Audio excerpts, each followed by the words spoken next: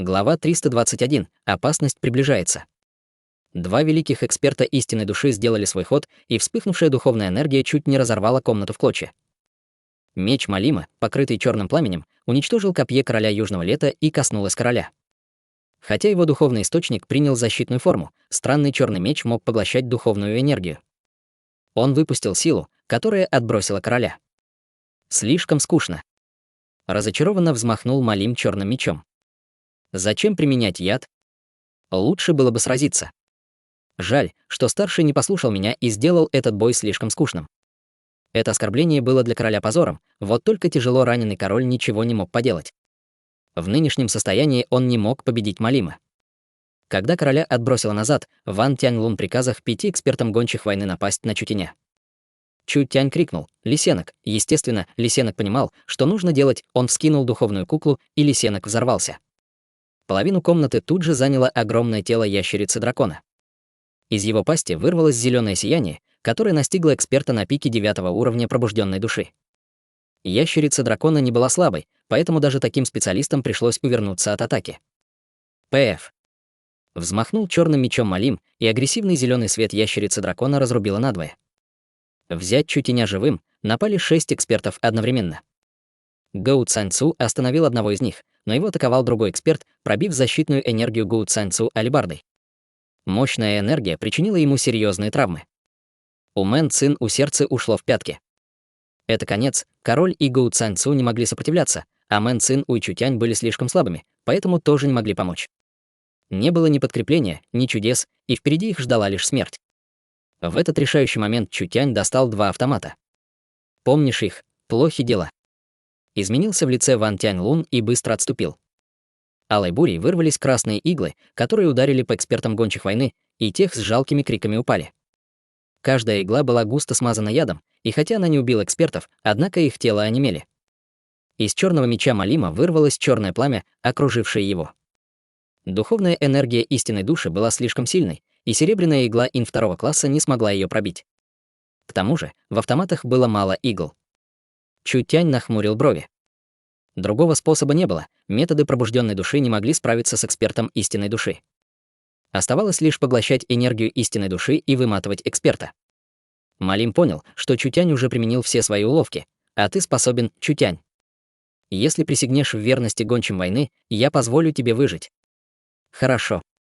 Рассмеялся Чутянь. Хочешь, чтобы я присоединился к гончим войны?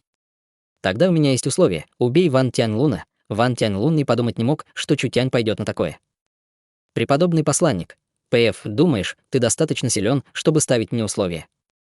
Подарить тебе жизнь — уже большая щедрость. Чутянь издал смешок. Тогда прости, я не отброс, который продает своих предков, и не человек, который сможет жить под гнетом шерстяных зверей, и, естественно, отбросом, который продавал предков, был Ван Тяньлун, а шерстяными зверями были гончие войны.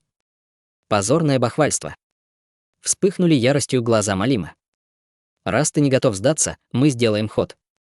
Сначала я убью всех твоих товарищей, и посмотрим, будешь ли ты смеяться. Чудовищный меч Малима окружило черное пламя.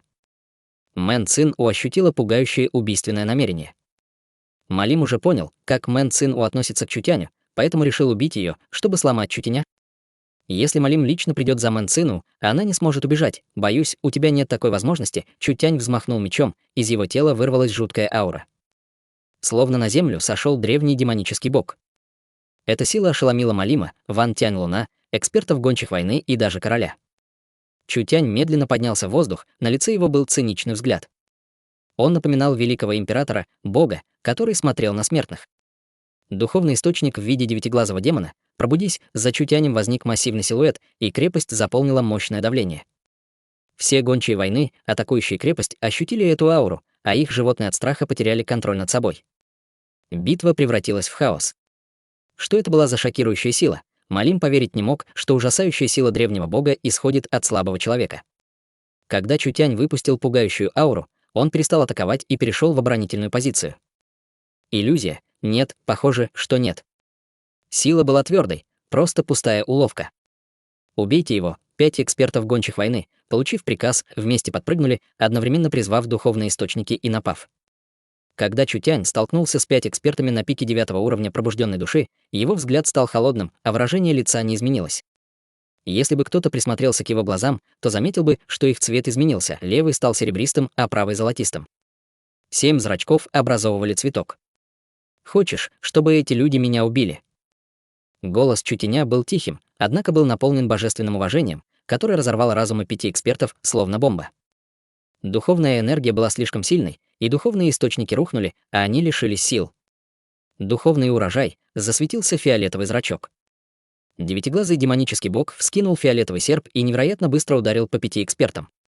Когда серп прошел через них, эксперты не получили ран, но испустили жалкие вопли и рухнули на пол. Их глаза широко распахнулись и остекленели. Вдруг Ван Тянь Луна обуял ужас. Мгновенно убить 5 экспертов на пике 9-го уровня пробужденной души — этого не мог сделать даже эксперт истинной души. Что это было? Когда Чутянь закончил атаку, из его тела стала сочиться кровь, а тело зашаталось. Кажется, он применил мощную силу, которая чуть не разорвала его на куски. Малим тоже это заметил. Хотя ты очень силен, цена весьма велика. Его тело истощается. Ты, иди. Как Ван Тянь Лун мог отважиться? Хотя тело Чутяня быстро разрушалось, страшное давление не исчезло. Даже храбрейший воин, столкнувшись с давлением духовного бога, станет робким. Разве Малим не боялся напасть? Бесполезный отброс. Отец не будет с тобой играться. Загорелся белый зрачок Чутяня, и короля, Гоу Цань Цу и Мэн Цин охватила энергия. Возникли пространственные колебания, и 4 разом исчезла. Исчезла и пугающая аура. Малим и Ван Тянь Лун с облегчением вздохнули. Телепортация. Внезапное исчезновение Чутяня шокировало Ван Тянь Луна. Это и правда телепортация. У Чутяня не было выбора, поэтому он сбежал, применив тайную пространственную технику. Значит, он достиг предела и боялся пользоваться энергией и дальше. Эта сила была очень могущественной, ее следовало опасаться даже эксперту истинной души, но с его слабой культивацией применения этой силы было похоже на самоубийство. Тело быстро разрушалось, а поддерживать этот эффект было опасно. Если бы Чутянь не погиб, то все равно оказался бы на пороге смерти. Эта сила была им недоступна. В погоню, нужно было броситься в погоню, Малим принюхался. Они не ушли далеко, они очень близко. «Следуйте за мной», ауры людей ощущались так близко, что он задумался. Чутянь мог пользоваться телепортацией, почему же он не ускользнул? Была лишь одна возможность. Ему не хватило сил. Чутянь, король Южного лета, Гоу Цань Цу и Мэн Цин возникли в коридоре в нескольких сотнях метров отсюда. Лисенок закричал. У него не было времени, чтобы вернуть духовную куклу, и он, призвав ящерицу дракона, потерял любимую духовную куклу. Чутянь. Мэн Цин поспешила ему на помощь и обнаружила, что ее руки в крови. У Чутяня не было ран, а эта кровь, видимо, текла из лопнувших вен. «Я не умру». Чутянь был очень слаб, он едва мог встать. Он принял несколько таблеток остановки крови, чтобы прийти в себя. Другим тоже не повезло. Лисенок досадовал из-за того, что лишился духовной куклы, а Гоу Цань Цу и король были ранены, особенно король, травма которого была очень серьезной. Он сплюнул кровью, и на пол упал кровавый сгусток. Гоу Цань Цу тут же поддержал его. «Ваше Величество, дай мне посмотреть». Чутянь взял Мэн Цину за руку и осмотрел короля божественным чутьем. Он посерьезнел и слабо произнес: «Боюсь, дело плохо». Яд уже дошел до внутренних органов. Это скверно. Гоу Цань Цу спросил: «Есть противоядие?» Чутянь кивнул: «Противоядие». «Конечно. Но, боюсь, уже слишком поздно. Мне не хватает материалов и времени, чтобы сделать лекарство». «Чутянь, скажи прямо». Король с усмешкой посмотрел на Чутяня. Сколько осталось этому королю, Чутянь засомневался. Тело короля было в плохом состоянии, и если не извлечь яд вовремя, даже он, культиватор истинной души, не продержится долго. Не больше 2 часов, на лицах у всех отразился страх. Взорвался запечатанный коридор, и в стене образовалась дыра. Плохо дело, они нас догоняют. Король не может пройти мимо, страна Южного лета должна прорваться. Король крепко сжал кулак. Найдите старого генерала Дун Фанчжаня и поговорите с армией боевого дракона. Аура Чутяня напугала гончих войны, а они пока не будут нападать. У вас еще есть время, чтобы все успеть. Пока цела крепость, со страной ничего не случится. Как только крепость падет, будет слишком поздно, Гоу Цань Цу сердито произнес: «Я задержу их, идите». Король ухватил Гоу Цань Цу за одежду. Ситуация слишком сурова, вдруг Гоу Цань Цу замолчал. Он понимал, что не сможет остановить Малима. Его мог остановить лишь король. «Чутянь, этот король всегда завидовал твоему таланту, поэтому я всегда предвзято к тебе относился. Хорошо, что сегодня я увидел твою истинную силу. этот король наконец понял, каким был глупым. Когда-нибудь ты окажешься на вершине континента, и тебе будут кланяться даже императоры, что такое жалкая страна Южного лета. Ты не можешь умереть. Будет очень жаль, если ты умрешь, король совсем смирился. Слова исходили от его сердца, он был на грани смерти. Возьми этот жетон. Король дал Чутян свой жетон. Великий ученый Гау, пожалуйста, стань свидетелем. Помоги королю выполнить последний приказ. Старческие глаза Гоу Цзяньцу наполнились слезами. Ваше Величество, король проникновенно сказал, этот король был некомпетентным и позорил своих предков. В такой сложной ситуации король может помочь, лишь пожертвовав собой. В этой стране не может быть хозяина. Дунфан Хажань не сможет противостоять ситуации и справиться с кризисом. Титул короля Южного лета унаследует безмолвный правитель Дунфан Гэнь и поведет страну на гончих войны. К тому же, Чутянь получит титул правителя-защитника страны и станет лидером правителей и потомком семьи Дунфан. Если кто-то посмеет идти против правителя, его остановят боги, а земля и небеса осудят его, Чутянь сложил ладони. Король взял Чутяня за руки и сказал, если семья Дунфан этого недостойна, правитель может отказаться от престола. Старческие глаза Гу Цаньцу набухли слезами. Старый министр выполнит приказ короля, Чутянь и Мэн Цин тоже поклонились королю Южного лета.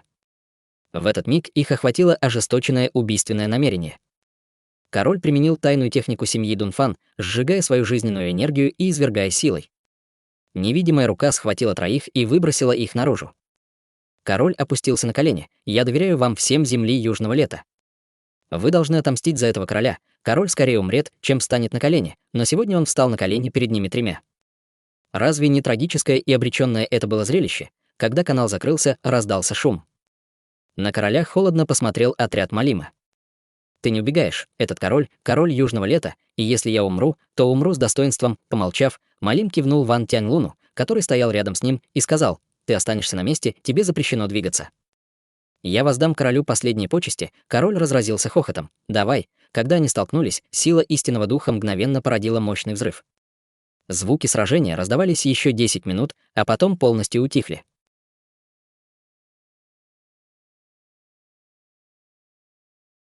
Глава 322. Подавление мятежников. После беспорядка армия гончих войны выстроилась и стала дико атаковать крепость. Несколько десятков чудовищ атаковали с помощью импульса, сотрясающего землю, а на них обрушивались тысячи стрел, к которым были привязаны талисманы, однако стрелы не могли нанести им даже слабый ущерб. Возможно, их мог ранить лишь лучник прославленной души или даже выше, вооруженный арбалетом. Дунфан Чжань стоял на сторожевой башне, держа в руках два драгоценных меча, и наблюдал за трагической битвой. Из разных мест прибегали гонцы, сообщая о ситуации на разных участках стены. Это помогало Дунфан Чжаню вовремя мобилизовывать войска. Сражение началось полчаса назад, и жестокость на поле боя достигла высшей точки. Редко случались такие масштабные битвы, а гончие войны сражались предельно жестоко, но крах еще не настал, и все было под контролем. Дунфан Чжань был старым генералом, который прошел через сотни сражений, поэтому поле боя контролировал он. Гончие войны потеряли в 3 раза больше, чем армия Южного лета, а воздушные бойцы гончих стали калеками. Страна Южного лета несла тяжелые жертвы, однако погибла лишь часть войск, которую удалось заменить, чтобы сохранить боевую эффективность. Нападавшими были гончие войны. Защищающимся была страна Южного лета. Она пресекла ходы врага, и это стало ключом к победе страны. Дунфан Чжань лихо уничтожал гончих войны, сосредоточившись лишь на крепкой обороне, и дух гончих пал. Первая атака не удалась, и начать вторую гончим было тяжело. Потому что гончие войны уже потеряли воздушные силы и слишком много зверей, которые осаждали город. Выиграть это сражение можно было лишь на одном дыхании. Крепость не понимала, откуда взялось это загадочное давление, которое ввергло гончих в хаос, однако оно серьезно разрушило строй гончих. Даже оставаясь агрессивными, они медленно сдавались. Примерно там, холодно сказал Дунфан Чжань, пусть кавалерия собирается на востоке и западе у ворот номер 30. Как только гончие войны начнут отступать, немедленно атакуйте рассеянных солдат с обеих сторон. Атакуйте всего один раз, не поддавайтесь жадности. Откройте ворота номер 15. Рано или поздно гончие войны отступят, поэтому он должен был убить как можно больше. Как только гончие начнут отступать, несколько тысяч солдат впадут в хаос. Если кавалерия Южного лета нападет в этот момент, она убьет от 80 до 100 тысяч человек, что нанесет гончим серьезный урон. Кто бы мог подумать, что в этот миг в небе над крепостью раздастся резкий голос: «Король Южного лета мертв». Почему армия Южного лета до сих пор сопротивляется? Эксперт гончих войны, держащий черный меч. поднялся на сторожевую башню и высоко поднял руку, в которой держал голову. Когда войска Южного Лета увидели голову, они чуть не пали духом.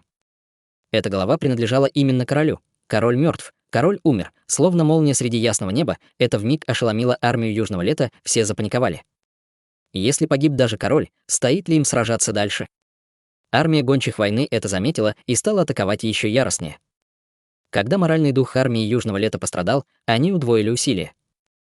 Дун Фан Чжань равнодушно уставился на него, даже веком не пошевелив. Враг применил хитрую психологическую атаку. Король уже ушел, как он мог пострадать от рук этого отброса? Передайте мой приказ и развейте слухи. Тех, кто колеблется, убивать без пощады. Слова Дун Фан Чжаня вселили в генералов уверенность.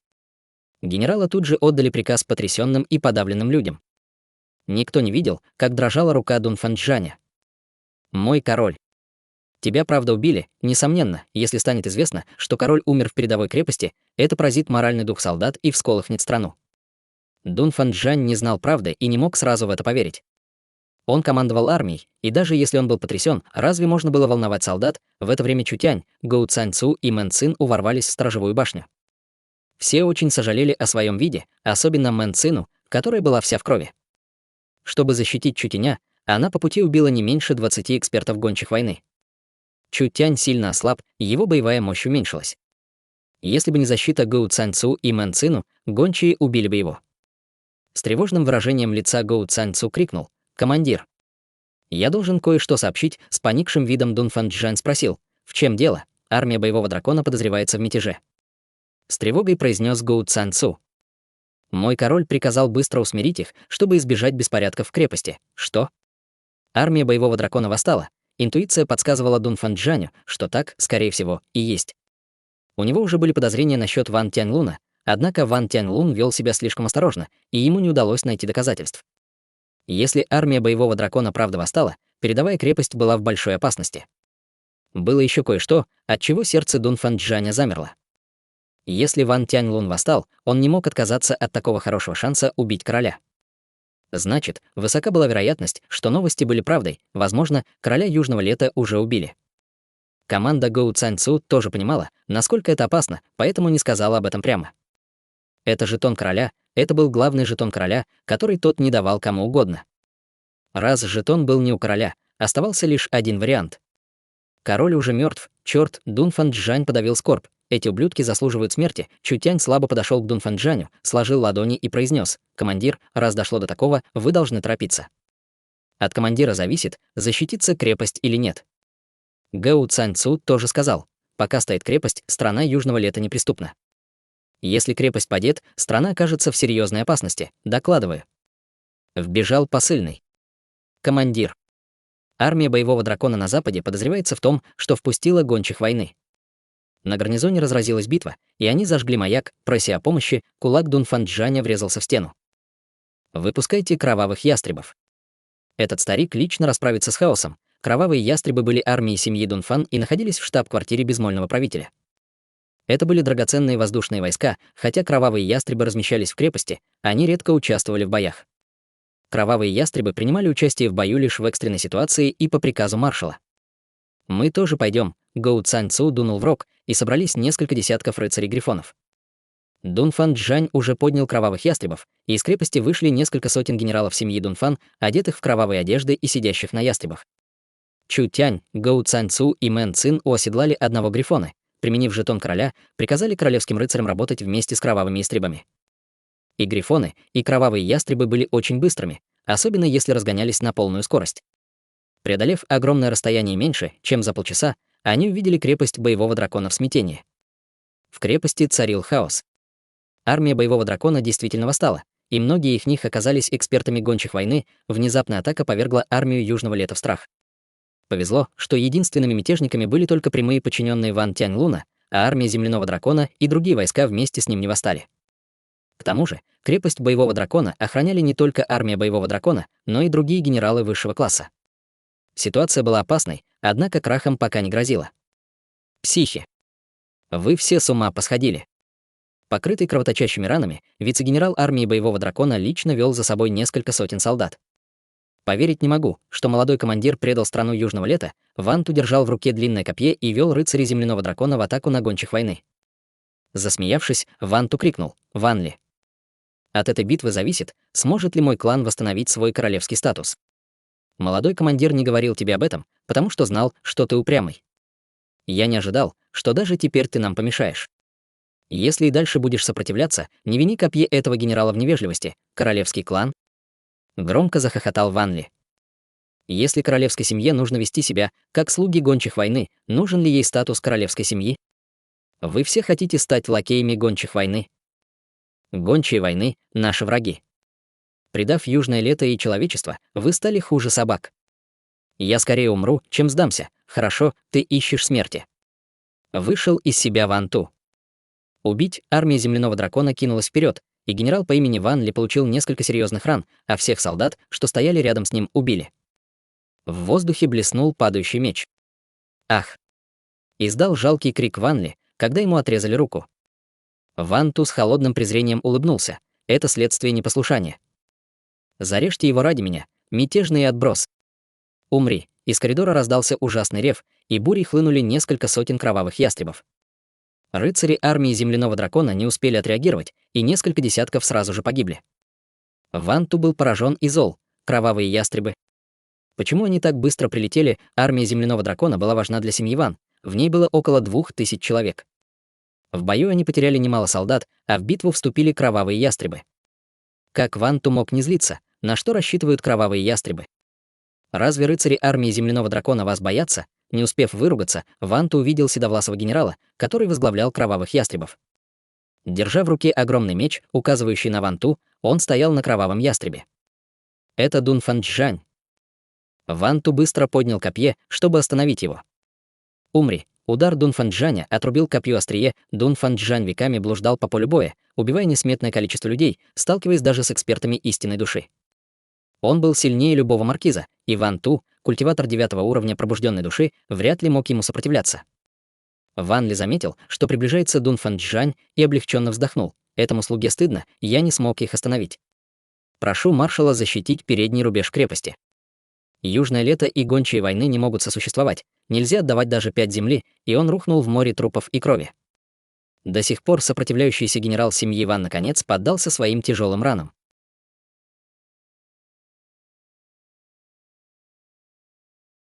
Глава 323. Король Клык. От гнева Дун Фанчжань широко распахнул глаза. Если бы не праведный и самоотверженный генерал, крепость боевого дракона уже давно пала бы в руки врагов. Если бы пало это место, рухнула бы вся оборона армии на передовой. Будь уверен, генерал. Дун Фанчжань снял плащ и накрыл тело Ван Ли, отдав военный салют. Этот старый солдат обещает, что солдаты фронта падут лишь с крепостью. Потом он пнул изломанное тело Ванту в сторону и бросил в него копье Ван Ли. Вращаясь с высокой скоростью, копье пронзило доспехи, словно бумагу, и пригвоздило тело к стене. Наконец вырвалась великая сила, превратив его в цветок из крови и плоти. Такова судьба мятежника. Дун Фанчжань выдернул из земли большой меч и влил в него духовную энергию. Старый седовласый генерал, которому было под 100 лет, напоминал разгневанного льва.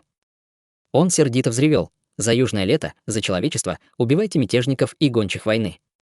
Мы перестанем сражаться, лишь когда перестанем дышать. Убить мятежников и гончих войны. Убить мятежников и гончих войны» объединились несколько десятков рыцарей-грифонов, 500 экспертов кровавых ястребов и несколько десятков тысяч солдат крепости. Старый генерал взбудоражил их кровь своей клятвой. Это зрелище немного тронуло Чутеня и Мэн Цину. Такой хороший генерал, как Дун Фанчжань, действительно был для страны Южного Лета благословением. «Молодая госпожа, нам тоже нужно идти. У тебя слишком тяжелые раны, ты не можешь сражаться». Мэн Цину понимала, что Чутянь в серьезном положении, однако тот до сих пор держался. Обычный человек уже давно потерял бы сознание. Хотя Чутянь был очень сильным, сильными были и побочные эффекты. Если в этом сражении его ранят, последствия будут очень опасными. Чутянь достал гладкий, словно лед, драгоценный меч. «Молодая госпожа, ты не права. Я ведь правитель Южного Лета. Хотя этот титул навязал мне король Южного Лета, раз уж мне его дали, я должен помочь им, не так ли?» Что еще Мэн Цину могла сказать? Чутянь странным образом стал правителем, защищающим страну. Этот титул был даже лучше, чем у безмольного правителя. Чутянь заботился о комфорте, поэтому не всегда брал на себя ответственность. Но теперь, когда на него возложили такую ответственность, Чутянь не стал от нее бежать. Даже столетние Дун Фанчжань и Гоу Цаньцу ринулись в бой. Так зачем бежать Чутяню? Мы пойдем вместе. Ха-ха, молодая госпожа, будем убивать, пока не станем довольны. Когда Дун Фанчжань одним ударом убил Ван Ту, рыцари земляного дракона быстро отступили. Их задача заключалась в том, чтобы открыть ворота и впустить войско. Но прибыл Дун Фанчжань с солдатами, значит, у них оставалось мало времени. Дун Фанчжань не отпустит мятежников, и предатели могли выжить, лишь открыв ворота крепости изнутри. Они прекрасно это осознавали, поэтому были готовы любой ценой добраться до ворот. Не давайте им шанс, окружайте их. Дун Фанчжань был ветераном сражений. Хотя он только что прибыл в крепость, где происходил кипящий бой, он быстро объединил несколько десятков тысяч солдат. Некоторых отправили на башни, чтобы они защищали крепость, а другие бросились за мятежниками. У рыцарей боевого дракона семьи Ван не было шансов, их плотно окружили. Даже они не могли быстро вырваться из окружения. Не говоря уже о том, что Дун Фанчжань вел армию, желая их убить. Чертов старик Дунфан, думаешь, армия боевого дракона тебя боится? Мы уйдем вместе с тобой, несколько вице-генералов отдали приказы, и кавалерия земляного дракона повернулась вспять. Рыцари были одеты в великолепные черные доспехи, а в руках держали специальные трехметровые копья. Глаза их были красными, и они дико кричали «убить». Огромный и массивный земляной дракон с невероятной силой несся вперед. Острые шипы и лезвия, установленные на доспехах дракона, превращали его в серп бога смерти. Кавалеристы всегда превосходили пехоту. Что уж говорить про бронированную кавалерию земляного дракона, обычно эти кавалеристы были на первом-втором уровне пробужденной души, а некоторые достигали даже третьего уровня. Были даже командиры, которые были экспертами истинной души. Они не уступали кровавым ястребам семьи Дунфан и не проигрывали даже рыцарям Грифона из Королевского дворца. В ушах земляного дракона стала скапливаться нестерпимо горячая энергия. Земляные драконы могли дышать горячим пламенем, и хотя с дыханием настоящего дракона оно сравниться не могло, оно все равно плавило железо. Возможно, остановить его не мог даже культиватор пробужденной души. Места тут было мало, и Дун Фанчжань мог понести большие потери. Дун Фанчжань крикнул: «Кровавые ястребы, щиты!» С неба спустились проворные кровавые ястребы, с которыми медленная кавалерия земляного дракона сражаться не могла. Кровавые ястребы напали не на толстокожих земляных драконов, а на рыцарей. Потеряв рыцарей, земляные драконы впадут в панику. Дун Фанчжань приказал солдатам окружить огромных чудовищ, чтобы убить их. Незадолго до того, как погибли 200 рыцарей земляного дракона, они заставили генерала семьи Ван выйти из себя. У Чутиня и Мэн Цин не было сил для ближнего боя, однако они могли следовать на Грифоне за кровавыми истребами. Мэн Цин достала автомат и со 100 метров прицелилась в кавалериста земляного дракона, а потом залила его бурей выстрелов. Источники энергии были немного слабыми, однако преимущество было в скорости стрельбы. Этот автомат Чутянь модифицировал специально, и каждая пуля в нем была даже сильнее, чем в пистолетах. Она пробивала энергию культиваторов пробужденной души, которые были ниже 4-го уровня, а культиватор 4-го уровня не выдерживал даже 2 выстрелов. Мэн Цин взмахнула автоматом. 5 рыцарей земляного дракона пали на землю. Чутянь заставил Грифона нырнуть вниз, и тот растерзал их когтями. Работая вместе, они убили несколько десятков рыцарей земляного дракона. Черт, если так и продолжится, мы точно проиграем. Увидев это, вице-генералы поняли, что единственный способ выжить — это открыть ворота. Они дико кинулись на Дун Фанчжаня: «Не заботьтесь о своей жизни, заботьтесь лишь о воротах».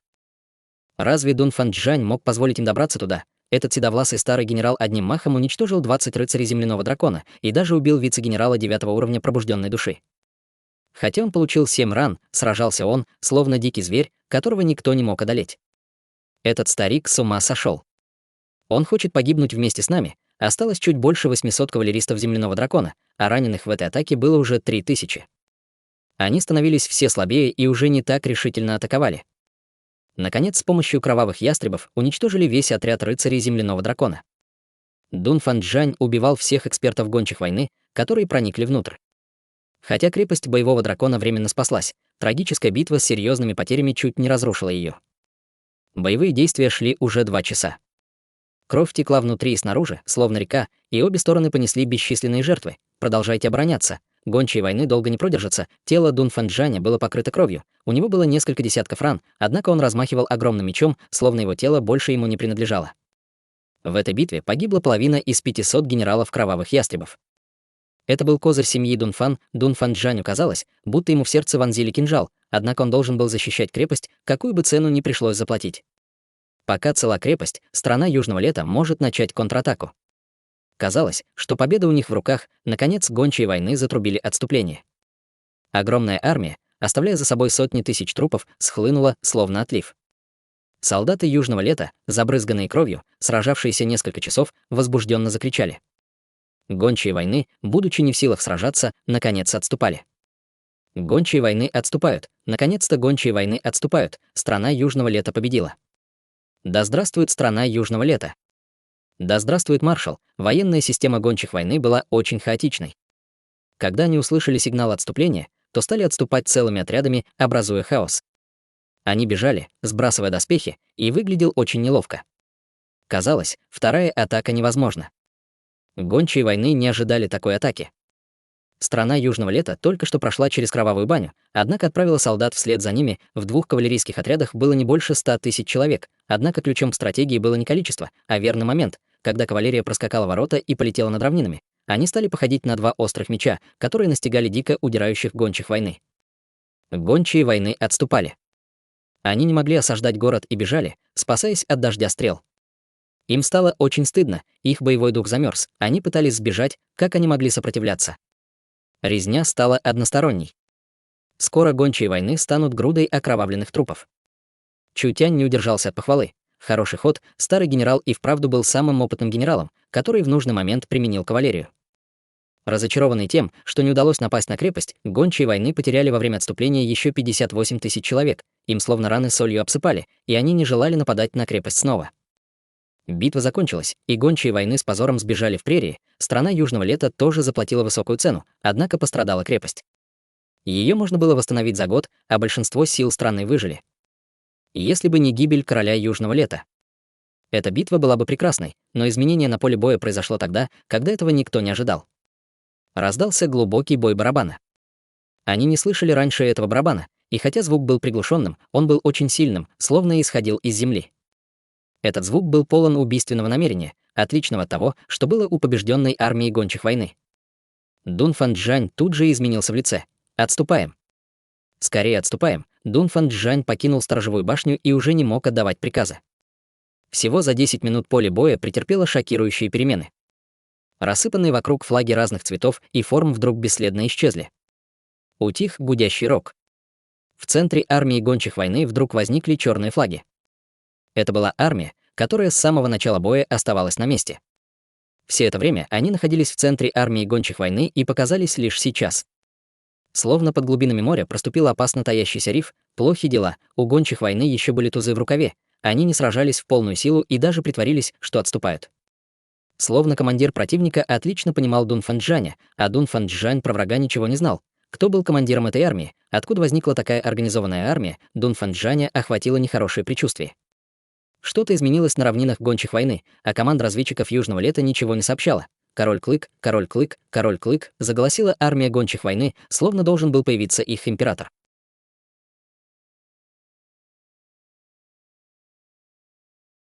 Глава 324. Полностью одураченные врагом. Когда исчезли пестрые флаги гончих войны, в центре армии возникло большое пятно черных флагов. Они казались очень чистыми и шли ровным строем. Словно поток тек вперед, заставляя солдат отступать. Кавалерия Южного лета никогда не видела этих флагов, однако суета вокруг них давала понять, что дело плохо. Вот только своевременно отреагировать они уже не могли. Королевский флаг гончих войны. Когда Дун Фанчжань увидел этот флаг, у него чуть глаза из орбит не вылезли, а лицо побледнело. Это армия короля Клыка. На равнинах гончих войны появился новый король Клык, Чутянь уже знал про короля Клыка. Гончие войны состояли из племен собак и волков, поэтому поклонялись клыкам, которые были только у зверей. Клыки в прериях были доказательством силы и статуса. Именно поэтому главнокомандующего гончих войны почтительно называли королем Клыком. Если переводить с языка духовных зверей, то это равнялось человеческому королю. Без приказов короля Клыка среди гончих войны царил беспорядок. Даже союзы не представляли угроз, потому что страна Южного лета могла разжигать конфликты между ними, и союз в мгновение ока разваливался. Но как только появлялся король Клык, гончие войны снова становились королевством гончих войны. Это означало, что страну Южного лета ожидала серьезная катастрофа. Со смерти последнего короля Клыка прошло больше века. Главные племена были равны по силе и сражались за титул короля Клыка. Всего за несколько коротких месяцев на равнинах гончих войны возник новый король. Был лишь один вариант. Король Клык этого поколения обладал великой силой, которой подчинились все остальные племена. Прошлая атака была лишь прелюдией, настоящие боевые действия начинались лишь после хода армии короля Клыка, плохи дела. Это опасно. Дун Фан Чжань хотел вернуть свою кавалерию, но было уже слишком поздно, когда армия гончих войны расступилась, из хаоса возник жестокий черный отряд. Это был отряд из 100 тысяч человек, одетых в одинаковую черную униформу гончих войны и вооруженных огромными кавалерийскими мечами. Оружие, снаряжение и звери этой сотни тысяч гончих войны были совершенно одинаковыми. У каждого кавалериста за спиной был черный флаг с впечатляющим изображением зверя с пугающими клыками. Молчаливая армия испускала ауру смерти, пугающее убийственное намерение, которое заполняло поле боя. Особенно примечательным был лидер кавалерии. Этот человек был одет в черно-золотые доспехи и ростом был около 2,5 метров. Лицо рассекал пополам шрам от меча. Рана была сшита, образовав длинный шрам. Перед ним был огромный золотой барабан, и казалось, что сила этого оружия даже искажает воздух вокруг него. Люди заметили, что этот гончий войны был трехглавым демоническим волком. Трехглавый демонический волк был черным, с кожей без меха, которая напоминала скальную породу, а вокруг его тела подрагивало пламя. При его виде кровь стыла в жилах. Лидер был потомком древних адских гончих. Поэтому его сила была такой мощной. Король Клык, улыбки гончих войны стали еще кровожаднее. Когда две кавалерии Южного Лета увидели, что гончие войны поджидают их, они вздрогнули от волнения, заметив ауру трехглавого волка. Король Клык. Это король Клык. Генерал кавалерии понимал, что они уже не могут остановить атаку и отступить на полпути. Кавалерия была слишком большой, и приказ не мог дойти до всех, так что отступать можно было только после поражения. Поэтому он во всю глотку закричал: «Вперед! Убьем лидера отбросов!» Был ли король Клык достаточно сильным, чтобы остановить 100 тысяч кавалеристов? Такая мощь могла убить даже эксперта истинной души. Король Клык медленно поднял золотой барабан, и несколько десятков метров вокруг него наполнились энергией, которая создала сильное поле. Когда король Клык высоко поднял барабан, в небо взлетел луч молнии. Небо над королем наполнилось темными тучами. Фиолетовый барабан бога, высвободи свою ярость, с неба дождем посыпались молнии. И кавалеристы, и лошади, пораженные молнией, сразу же превратились в черные угольки. Атака короля Клыка убила не меньше 200 лучших кавалеристов Южного Лета. Остальные кавалеристы оторопели, потому что его сила намного превзошла их ожидания. Ситуация казалась неважной. Что делает Малим? Король Клык посмотрел на крепость, не обращая внимания на кавалерию Южного Лета. Он вынудил меня сделать ход. Недавно коронованный король Клык высоко поднял фиолетовый барабан, и раздался его холодный голос. Не остав никого, убей всех, раздался гром боевого барабана. Получив приказ, молчаливые сотни тысяч кавалеристов-волков поскакали вперед в 2 раза быстрее, чем кавалерия Южного Лета. Когда столкнулись синие и черные волны, черная волна не остановилась, мгновенно поглотив лучших кавалеристов Южного Лета. Сражение было невозможно, кавалеристы Южного Лета скакали на лазурных штормовых конях, которые были демоническими зверьми всего лишь 1-го класса, кавалерия гончих войны скакала на демонических волках, которые были зверями 2-го класса. Эти демонические волки были как минимум на 1-м уровне пробужденной души, и кавалерия Южного Лета столкнулась с сотней тысяч культиваторов пробужденной души. Их ужасающее превосходство подавляло, у демонических волков было много способностей, например, взрывные заряды, энергетическая духовная защита и способность выплевывать языки демонического огня. Сами по себе они не считались сильными, однако 100 тысяч таких волков были пугающей силой. Большинство кавалеристов гончих войны были на 1-2 уровне пробужденной души, даже на континенте они считались бы лучшими. В небольшой стране Южного Лета они были на высшем уровне, и резня снова стала односторонней. Солдат Южного Лета безжалостно сбивали с ног, загрызали до смерти и разрывали на куски. Король Клык убивал врагов, держа в руках фиолетово-золотистый барабан. Куда бы ни бил золотой барабан, и люди, и лошади превращались в пепел. Не было никого, кто мог бы его остановить. Король Клык, когда армия гончих войны увидела пугающую силу армии короля Клыка, их боевой дух мигом ожил, и они дико кинулись на кавалерию Южного Лета. 100 тысяч кавалеристов пали от рук гончих войны на глазах у Дун Фан Чжаня, у армии Южного Лета душа ушла в пятки. Они уже думали, что победили, однако им возразили факты. Столкнувшись с дикой и могущественной армией, они ощутили панику.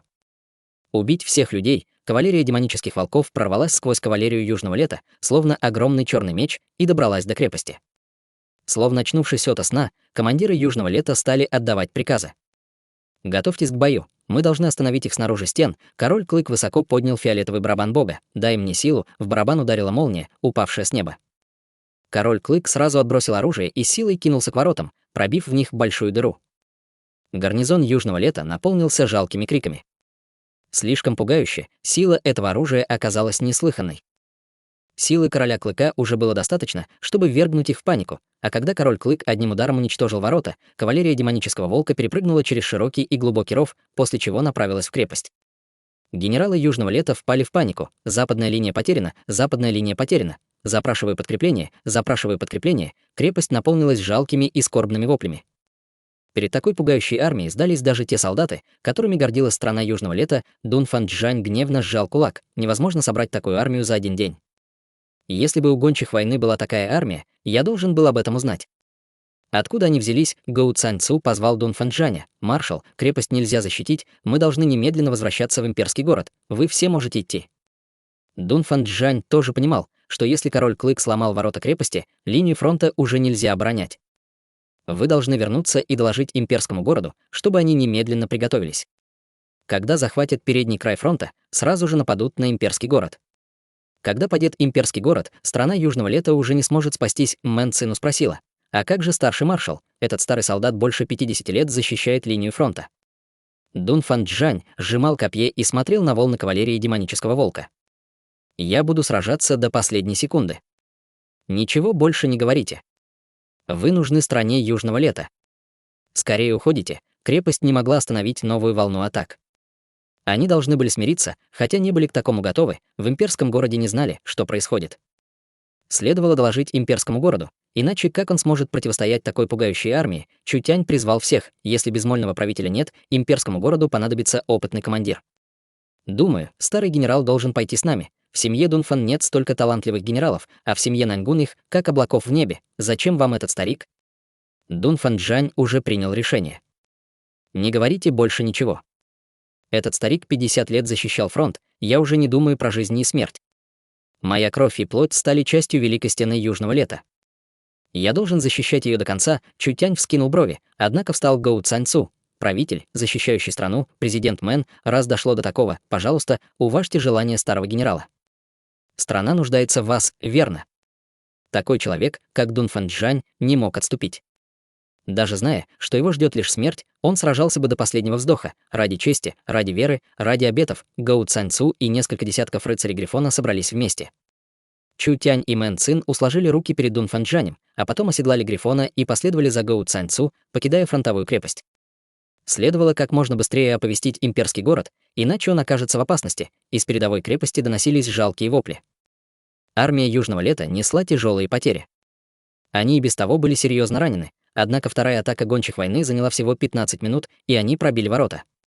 Кавалерия демонического волка билась с остатками армии Южного Лета не на жизнь, а на смерть. Во фронтовой крепости по-прежнему было 400 тысяч солдат, что было огромным численным преимуществом. Однако армия была рассеяна и истощена, она лишилась половины духовной энергии. Они не могли сражаться в полную силу, поэтому битва превратилась в одностороннюю резню. Один за другим солдаты Южного Лета умирали под лезвием мясника. Это сражение можно было назвать адом на земле. За короткий промежуток времени Дун Фанчжань собрал несколько десятков тысяч лучших солдат и пошел в самоубийственную атаку на гончих войны. Они убили около 3000 кавалеристов демонического волка, чего гордости Дун Фанчжаня было уже достаточно. Маленькая страна не могла справиться с такой мощной армией. 30 тысяч лучших солдат Дун Фанчжаня погибли, а остались сражаться лишь немногие. Страна Южного Лета никогда не сдастся. Тело Дун Фанчжаня покрывали раны, в нем торчали 4 стрелы, живот пронзало копье, однако он вскочил на вершину холма, убив 7 кавалеристов. Когда его окружили кавалеристы демонического волка, а перед ним встал трехглавый король Клык, его седые волосы колыхались на ветру.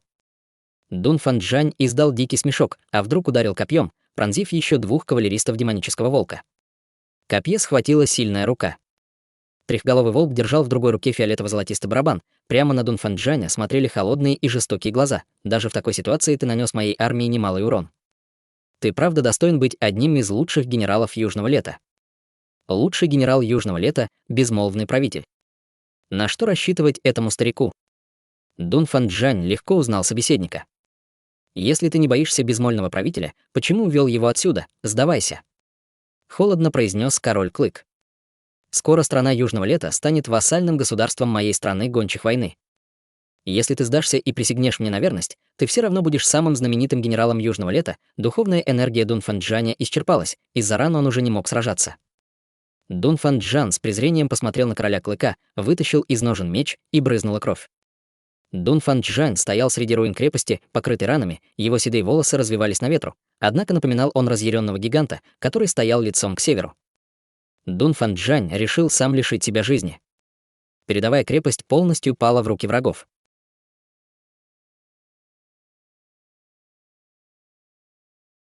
Глава 325. Прерванная погоня.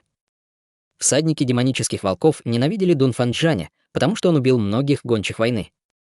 Даже сейчас он убил 4000 кавалеристов демонических волков. Разорвите его в клочья, всадники демонического волка хотели, чтобы их демонические волки разорвали труп Дун Фан Джаня в клочья, дабы они смогли выплеснуть гнев. «Достаточно, хватит!» Холодно выкрикнул король Клык. Гончие войны уважают настоящих воинов, а к воину нужно относиться как к воину. Даже если они наши враги, хоронить трупы все равно нужно правильно. Как только закончится бой, мы похороним его на землях Южного Лета с самыми высшими почестями от моей семьи. Есть в племени гончих войны король Клык занимал высшую позицию, и никто не смел ослушаться его приказа. Сражение на поле боя утихло, потому что передовая армия Южного Лета потерпела сокрушительное поражение. Несколько десятков тысяч людей бежали, потому что в этой битве невозможно было спастись. Гончие войны почти не взяли пленных. Их 600 тысяч солдат Великой Стены погибло, около 400 тысяч, остальные сбежали. Гончие войны потеряли 300 тысяч человек, однако их армия была объединенной, и основные силы кавалерии демонического волка выжили. Организуйте команды, чтобы преследовать сбежавших солдат Южного Лета. Король Клык не хотел, чтобы они сбежали. Остальные пусть зачистят поле боя. Как можно скорее готовьтесь к следующему сражению. Граждане Южного Лета получали бесконечные отчеты о победах, и они даже подумать не могли, что всего за одну ночь события так переменятся. Крепость пала, и теперь имперский город не защищали никакие препятствия. Если эта пугающая армия отправится вперед, они смогут напасть на имперский город, который совсем не будет к этому готов. 200 тысяч кавалеристов уже отправили в государство Цан, и за несколько дней они вернуться не могли. Хотя среди 500 тысяч солдат имперского города было больше 1000 королевских рыцарей Грифона и лучшие войска 3 великих семей, они не выдержали бы столкновения с внезапным нападением армии гончих войны. Король Клык отправил за сбежавшими солдатами несколько тысяч человек, а потом стал реорганизовывать армию. Сражение отняло немало ресурсов, и они не могли атаковать имперский город прямо сейчас. Однако времени было достаточно. 2 дня ничего не изменят, безмолвный правитель и 200 тысяч кавалеристов не смогут вернуться вовремя. Король Клык не боялся призрачной атаки страны Южного Лета. Еще 5, даже 10 дней, и король Клык захватит имперский город, даже если с государства Цан помчатся обратно безмолвный правитель и 400 тысяч кавалеристов. Старший, перепрыгнув через руины, Малим принес Ван Тянлуна, и они приземлились перед королем Клыком, словно 2 иллюзорные фигуры. Броня Малима была исковеркана, а выглядел он так, словно получил серьезное ранение. «Малим, твои действия меня сильно разочаровали». Кажется, короля Клыка переполнял гнев. «Я хотел, чтобы ты захватил крепость изнутри, а ты не смог справиться. Из-за твоей неудачи гончие войны потеряли больше 100 тысяч воинов и даже 3000 кавалеристов демонических волков. Малиму стало стыдно. Король Южного Лета хотел погибнуть вместе со мной. Несмотря на то, что я ударил его, я получил немало ран. Мне пришлось приходить в себя, поэтому я не смог завершить миссию вовремя. Я прошу у старшего прощения». Король Клык нахмурился. «Мне не нужны твои оправдания, я хочу получить результат. Раз ты потерпел неудачу, ты будешь наказан». Скрипя сердце, Малим вытащил черный меч и вдруг попытался отрубить себе левую руку. Ван Тянлун был поражен. Единственная ошибка, а его уже наказали, лишив руки, черному мечу помешал золотой барабан. Король Клык холодно произнес: «Ты убил короля Южного Лета, это считается большой заслугой, поэтому просто запомни эту ошибку. Война еще не кончилась, а левая рука нужна тебе в бою. Есть. Где Чутянь? Почему я не вижу его труп?» — спросил Ван Тяньлун. «Он может в одиночку остановить 1 000 000 солдат, если мы упустим его, нашим неприятностям не будет конца». Король Клык вскинул брови. «Как это понимать?» — Малим объяснил. «Это человеческий юноша, у которого нет никакой славы, зато есть необычайная сила. Раз так, я дам вам шанс исправить вашу ошибку». Король Клык свистнул, и над ним возникла огромная синяя птица. Это громовой ястреб, он в 2 раза быстрее грифонов людей. Можете преследовать их с его помощью, даже если не сможете их поймать, вы не можете оставить их в живых. Есть. Взмахнул рукой Малим и обратился к Ван Тянлуну и людям, что за ним стояли. «Следуйте за мной». Пока другие седлали стервятников, Малим оседлал громового ястреба. Они покинули крепость и начали преследовать команду Чутеня. Эти летающие звери были очень быстрыми, а гончие войны были действительно хорошими ищейками. Обнаружить ауру преследуемых было очень легко, так что поймать их не казалось тяжелой задачей. Малим шел по следу час, пока не учуял их ауру, однако противник знал, что его преследуют, поэтому они разделились и пошли в разные стороны. Их аура рассеялась, поэтому мы тоже разделимся, приказал Малим. Я буду преследовать Чутеня, а вы преследуйте остальных. Понятно, Малим и остальные разошлись, чтобы идти по следу. 10 минут назад Чутянь, Гоу Цаньцу, Мэн Цин У и выжившие королевские рыцари направились в имперский город. Даже после поражения в крепости был шанс вернуться, потому что имперский город еще не пал. Лисенок держал в лапках божественное глазное яблоко и озирался по сторонам. Вдруг он кинул на Чутеня встревоженный взгляд. «У нас проблемы. Гончие войны послали в погоню за нами несколько тысяч человек, и кое-кто нас догоняет», — сказал остальным Чутянь. «Их скорость очень быстрая, а мы слишком заметны, и нам тяжело будет убежать. Мы можем лишь разделиться, чтобы попытать удачу. Короче говоря, нужно сообщить имперскому городу как можно скорее». Гоу Цаньцу стиснул зубы, однако это было их единственным решением. «Я буду с молодой госпожой, а вы позаботьтесь о себе». Гоу Цаньцу получил тяжелую рану и не мог защищать Чутеня, даже если последует за ним. Лучше было разделиться, чтобы гончие войны их не нашли. Разделимся, и они разошлись. Теперь они были сами по себе. Чутянь и Мэн Цин У были вместе, потому что Грифона могли оседлать 2 человека. Силы Мэн Цин У были невысокими, а Чутянь превзошел себя, так что им нужно было защищать друг друга. Однако далеко они не ушли. Лисенок беспокойно пищал. Он хотел предупредить Чутеня, что их заметила первая команда преследователей. Мэн Цин У заметила в небе черное пятно, которое было командой гончих войны. Их было не так много, всего 20 человек. Все они были лучшими с превосходной культивацией царства прославленной души. Они были первой командой преследователей, которую отправил король Клык. Они нашли Чутеня даже быстрее Малима. Когда Мэн Цину поняла, что их догнали гончие войны, у нее сердце ушло в пятки. Командир гончих войны громко закричал: «Убить! Всего лишь мелкая рыбешка, молодой госпоже можно не беспокоиться». Превозмогая боль, Чутянь достал из тыквы энергетический автомат. Вставив магазин, он достал из-за спины адский меч. «Встань за мной. Будут взрывные волны, но нам нужно удержаться на месте». На душе Мэн Цин У вдруг стало горько. Он явно потратил все свои силы, но все равно хотел ее защитить. В такой критический момент Мэн Цин У даже не могла помочь. Сердце ее наполнилось волнением и чувством вины. «Молодая госпожа, мы сейчас как кузнечик на конце каната, так что не думай об этом. Никто не должен думать, кто погибнет первым. Но для меня это большая честь». Мэн Цину не знала, смеяться ей или плакать. «Для тебя это честь, хотя я не родился в тот же год, месяц и день, что молодая госпожа, я могу умереть с ней в один год, месяц и день. Посмотри, как связаны наши судьбы, мы действительно пара, благословленная небесами. Эй! Кому захочется умереть вместе с тобой?» Чутянь был в шутливом настроении. Однако поддевка Чутеня немного уменьшила страх Мэн Цину. Они идут, воздушные силы гончих войны спикировали вниз и выпустили в них стрелы. Плотный дождь стрел падал, их было слишком много. Чутянь легко мог защитить себя и даже молодую госпожу, однако проблема заключалась в том, что большинство стрел целились в Грифона. Грифон был таким большим, как они могли защитить его хотя бы частично. Чутянь проник в стрелы божественным чутьем и применил адский меч, чтобы сбить стрелы Цимича и защитить Грифона как можно аккуратнее. Если погибнет Грифон, у них не будет ездового животного, и как они вернутся в имперский город? У Чутеня было не так уж и много духовной энергии, и ему нужно было защитить зверя от всех экспертов гончих войны, нужно было решить слишком много проблем разом. Командир гончих войны это заметил, и пока Чутянь защищал Грифона, он вдруг выпустил в живот Чутеня невероятно сильную стрелу. Плохи дела, божественное чутье Чутеня уловило эту атаку, однако этот человек был экспертом по стрельбе из лука. Если Чутянь увернется от стрелы, она пролетит мимо и попадет в Грифона. Если он не увернется от стрелы, то она станет для него опасной. Это был критический момент. Вдруг выпрыгнула Мэн Цин У и заслонила Чутеня от стрелы своим телом. Стрела, полная духовной энергии, ударила Мэн Цин У в правую ногу, с дикой силой пробила бессмертное звездное тело и глубоко погрузилась в бедро. В глазах у Мэн Цин У почернело, и она чуть не упала с Грифона. «Молодая госпожа». Крепко обнял ее Чутянь. Мэн Цин У крикнула: «Осторожнее!» Воспользовавшись моментом, эксперт гончих войны метнул длинное копье. Светящееся копье было наполнено духовной энергией, значит, он был как минимум на пике 6-го уровня пробужденной души.